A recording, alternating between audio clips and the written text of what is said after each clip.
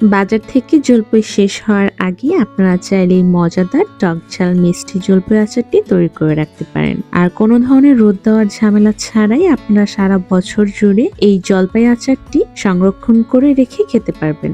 আচার বানানোর জন্য আমি এখানে 1 কেজি পরিমাণ জলপাই খুব ভালো মতো ধুয়ে নিয়েছি। এখন 1.5 কাপ পরিমাণ পানি দিয়ে জলপাইগুলোকে সিদ্ধ করে নিব।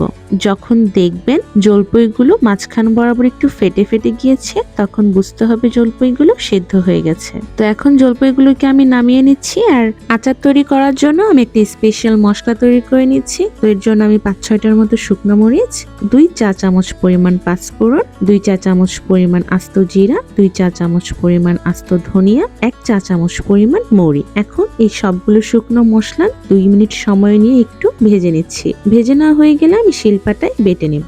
আর এদিকে সিদ্ধ করা জলপাইগুলো ঠান্ডা হয়ে গেছে। আমি হাতের সাহায্যে সিদ্ধ করা জলপাইগুলোকে একটু চটকে নিচ্ছি।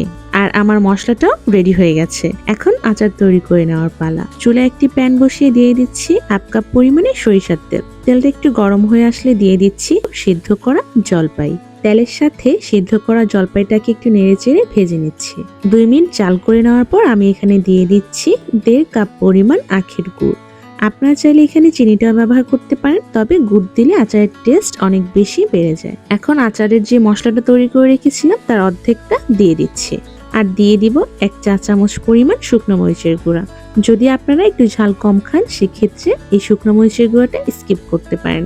এখন সবকিছুকে খুব ভালো মতো নেড়ে চেড়ে মিশিয়ে নিচ্ছি।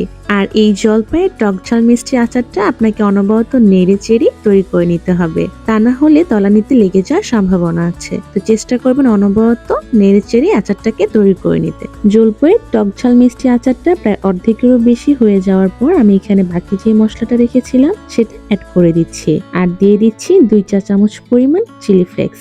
চিলি ফ্লেক্স দিলে আচারের স্বাদটা আরো অনেক বেশি বেড়ে যায়, তবে আপনারা আপনাদের টেস্ট অনুযায়ী কমিয়ে বা বাড়িয়েও ব্যবহার করতে পারেন।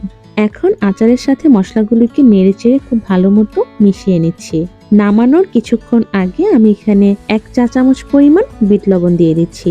বিট লবণ দিলে আচারটা খুব ভালো একটা টেস্ট আসে। আমার এই জলপাই আচারটা তৈরি করতে প্রায় 30 মিনিটের মতো সময় লেগেছে। আপনাদের কম বা বেশি সময় লাগতে পারে। যখন দেখবেন আচারটার খুব সুন্দর একটা কালার এসেছে আর তেল ছাড়তে শুরু করেছে, তখন বুঝবেন আচারটা তৈরি হয়ে গেছে। তো আমি একটা বাটিতে তুলে নিচ্ছি। তৈরি হয়ে গেল খুবই সহজেই টক ঝাল মিষ্টি জলপাই আচার।